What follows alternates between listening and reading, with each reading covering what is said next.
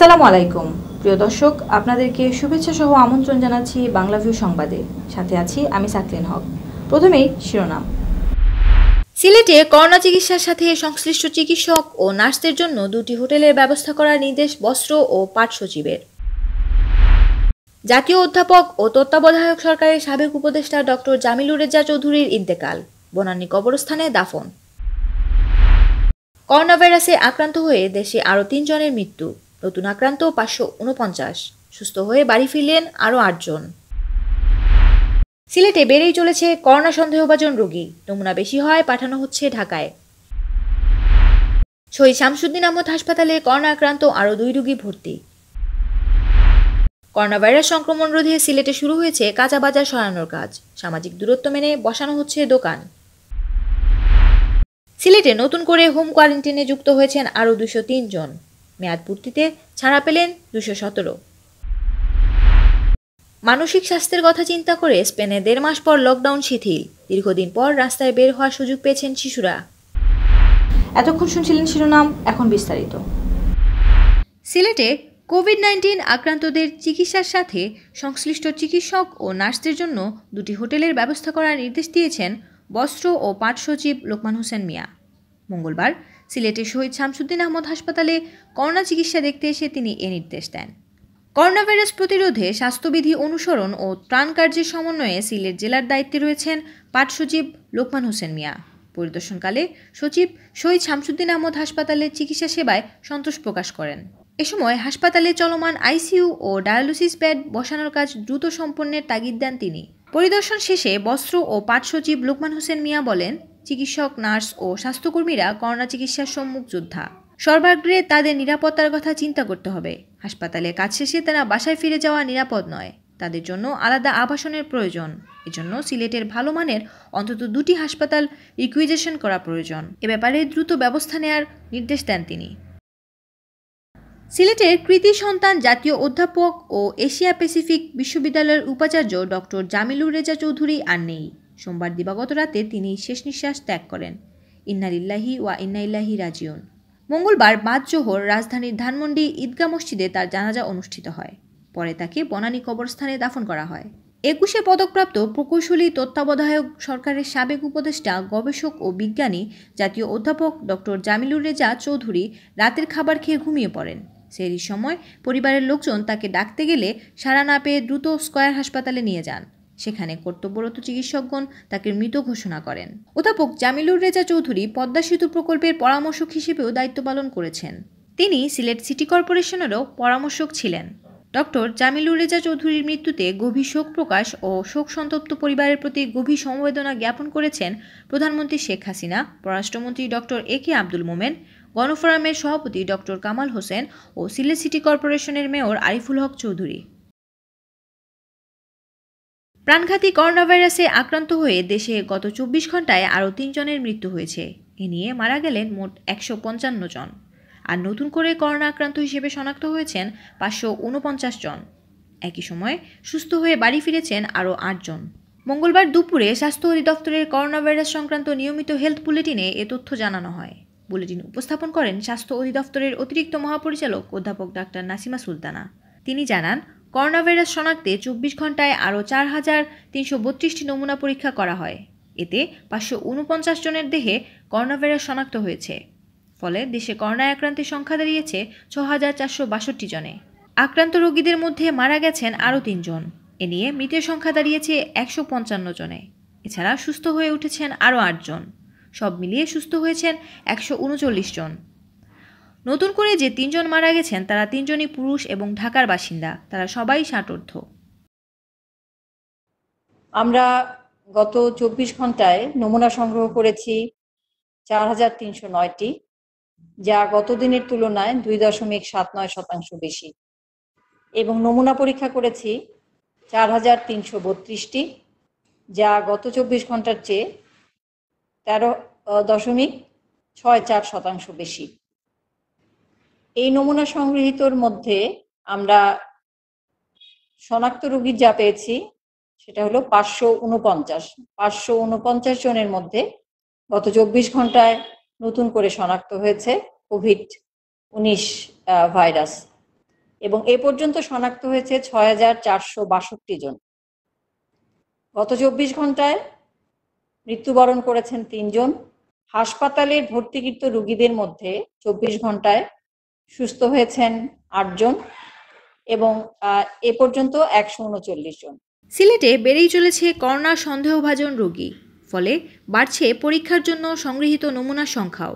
সিলেটের ল্যাবে সকল নমুনা পরীক্ষা সম্ভব না হওয়ায় ঢাকায় পাঠানো হচ্ছে। আইডিসিআরে পাঠানো নমুনার রিপোর্ট পেতে ১ সপ্তাহ পর্যন্ত সময় লাগতে পারে বলে জানিয়েছেন সংশ্লিষ্টরা। গত ৭ এপ্রিল থেকে সিলেট ওসমানী মেডিকেল কলেজে স্থাপন করা ল্যাবে শুরু হয় করোনাভাইরাস শনাক্ত পরীক্ষা। প্রথম দিকে সন্দেহভাজন রোগী অর্থাৎ নমুনার পরিমাণ কম হয় ওই ল্যাবেই সিলেট বিভাগের রোগীদের নমুনা পরীক্ষা করে রিপোর্ট দেওয়া হচ্ছিল। আগের দিন সংগৃহীত নমুনার ফলাফল পরদিন পেয়ে যাচ্ছিলেন সংশ্লিষ্টরা, কিন্তু দিন দিন সন্দেহভাজন রোগীর সংখ্যা বেড়ে যাওয়ায় বেড়েছে নমুনা পরীক্ষাও। এতে নমুনা পরীক্ষার ফলাফল পেতে দেরি হতে থাকে। নমুনা সংগ্রহের পর ফলাফল জানতে রোগীকে প্রায় ৩ দিন অপেক্ষা করতে হচ্ছে। গত কয়েকদিন থেকে হঠাৎ করে সিলেট বিভাগে বেড়ে গেছে সন্দেহভাজন রোগীর সংখ্যা। পরীক্ষার সক্ষমতার চেয়ে কয়েক গুণ বেশি নমুনা আসায় বিপাকে পড়েছেন সংশ্লিষ্টরা। তাই বাধ্য হয়ে অতিরিক্ত নমুনা পাঠানো হচ্ছে আইডিসিআরে। সোমবার সিলেট থেকে ঢাকায় পাঠানো হয়েছে ৬৩১টি নমুনা। এসব নমুনার রিপোর্ট পেতে প্রায় ১ সপ্তাহ সময় লাগবে বলে জানিয়েছেন ওসমানী মেডিকেল কলেজের অধ্যক্ষ ও ল্যাব প্রধান অধ্যাপক ডাক্তার মইনুল হক। সিলেটের শহীদ শামসুদ্দিন আহমদ হাসপাতালের করোনা আইসোলেশন ইউনিটে নতুন আরও ২ রোগী ভর্তি হয়েছেন। এ নিয়ে হাসপাতালটিতে ভর্তি রোগীর সংখ্যা দাঁড়ালো ২৫ জনে। হাসপাতালের আরএমও ডাক্তার সুশান্ত কুমার মহাপাত্র জানান, শহীদ শামসুদ্দিন হাসপাতালে মঙ্গলবার ভর্তি হয়েছেন আরও ২ জন করোনা ভাইরাস আক্রান্ত রোগী। এর মধ্যে একজন মৌলভীবাজারের ও অপরজন সিলেট শহরতলির শাহপরান এলাকার। তিনি জানান, মৌলভীবাজারের আক্রান্ত ব্যক্তি পুরুষ ও সিলেটের আক্রান্ত রোগী একজন নারী। তাদের শারীরিক অবস্থা ততটা খারাপ নয়। করোনাভাইরাস সংক্রমণ রোধে সিলেটে কাঁচা বাজার সরানোর কাজ শুরু হয়েছে। বাজার সরিয়ে পার্শ্ববর্তী খোলা মাঠ ও রাস্তার পাশের ফুটপাতে নেওয়া হচ্ছে।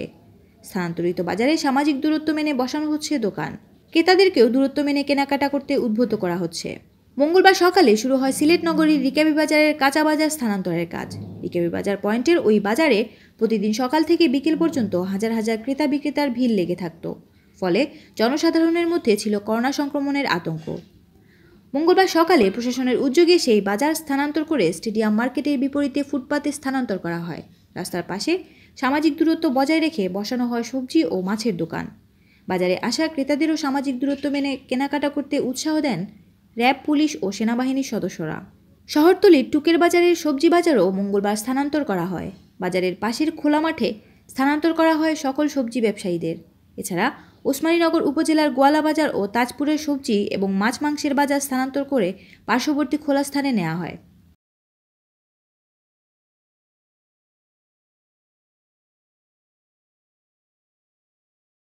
সিলেটে নতুন করে হোম কোয়ারেন্টিনে যুক্ত হয়েছেন আরও ২০৩ জন। এছাড়া ১৪ দিনের মেয়াদ পূর্তি হয় হোম কোয়ারেন্টিন থেকে মুক্তি দেওয়া হয়েছে ২১৭ জনকে।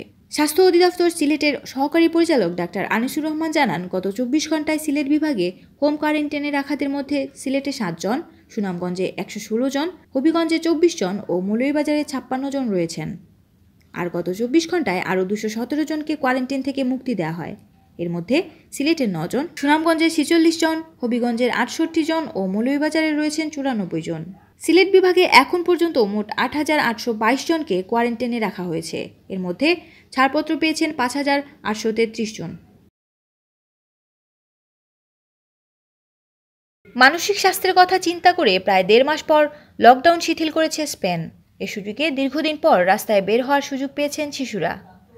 পরিস্থিতি নিয়ন্ত্রণে থাকলে ২ মে থেকে সীমিত সময়ের জন্য বয়স্করাও রাস্তায় বের হতে পারবে বলে নিশ্চিত করেছে সরকার। গেল সপ্তাহে স্পেন সরকার ঘোষণা দেয়, শিশু কিশোরদের মানসিক স্বাস্থ্যের কথা চিন্তা করে ২৬ এপ্রিল থেকে দেশটিতে লকডাউন কিছুটা শিথিল থাকবে। এতে করে খানিকটা স্বস্তি আসে টানা ৬ সপ্তাহ গৃহবন্দী থাকা স্পেনীয় জনগোষ্ঠীসহ প্রবাসী বাংলাদেশিদের মাঝে। স্পেন থেকে সাংবাদিক কবির আল মাহমুদ জানান, স্পেন সরকারের দেয়া এ নতুন নির্দেশনার পর রোববার শিশুদের বাড়ির বাইরে বের হতে দেখা যায়। দীর্ঘ ১.৫ মাস পর স্পেনের রাস্তাগুলো মুখরিত ছিল শিশু কিশোরদের কোলাহল আর উচ্ছ্বাসে। স্কুটার, সাইকেল, বল আর মানুষের পদচারণায় পরিপূর্ণ ছিল দেশটির ব্যস্ততম রাস্তা, পার্ক, সমুদ্র সৈকত সহ খোলামেলা সব স্থানগুলো। সরকারের এমন সিদ্ধান্তে সন্তোষ জানান প্রবাসীরা। অন্যদিকে করোনা মহামারীর কারণে তৈরি হওয়া সামাজিক দূরত্বের কারণে হুমকির মুখে পড়েছে স্পেনের অনেক ব্যবসা প্রতিষ্ঠান। ক্ষতির মুখে পড়েছেন প্রবাসী ব্যবসায়ীরাও। আগামী 2 মে থেকে সংক্ষিপ্ত সময়ের জন্য বয়স্করাও রাস্তায় বের হতে পারবে বলে নিশ্চিত করেছে সরকার। তবে এর মধ্যে যদি সংক্রমণ বৃদ্ধি পায় তবে এই সিদ্ধান্ত স্থগিত করা হতে পারে। বাইরে বের হওয়ার ক্ষেত্রে অনেক কঠোর সতর্কতা থাকলেও এখানকার মানুষ এই লকডাউনের শিথিলতাকে সরকারের পক্ষ থেকে একটি যুগোপযোগী সিদ্ধান্ত হিসেবে নিয়েছেন। তারা সরকারের এই লকডাউনের শিথিলতাকে স্বাগত জানিয়েছেন এবং তারা অচিরেই কামনা করছেন স্পেন খুব শীঘ্রই করোনা পরিস্থিতি থেকে বেরিয়ে আসবে। স্পেনে আমরা দীর্ঘ 1 মাস কোয়ারেন্টাইনে আছি, ফ্যামিলি নিয়ে বাসায় সবাই আছি, কিন্তু বাচ্চা কাচ্চা নিয়ে একটু সমস্যায় আছি এবং ব্যবসা বাণিজ্য বন্ধ। ইনশাল্লাহ হয়তোবা এই মাসের মধ্যেই আমরা কাজে ফিরতে পারবো এবং আমরা যারা স্পেন প্রবাসীরা আছি হয়তো অনেকে কাজ পাবে না, কারণ মানুষের ব্যবসা বাণিজ্য অনেক ক্ষতিগ্রস্ত হয়ে গেছে, এই জন্যে হয়তো অনেক দিন লেগে যাবে। এতক্ষণ শুনছিলেন বাংলা ভিউ সংবাদ। এরপর প্রচারিত হবে সিলেটের আঞ্চলিক ভাষায় সংবাদ। দেখার আমন্ত্রণ রইল। সাথে থাকার জন্য সবাইকে ধন্যবাদ।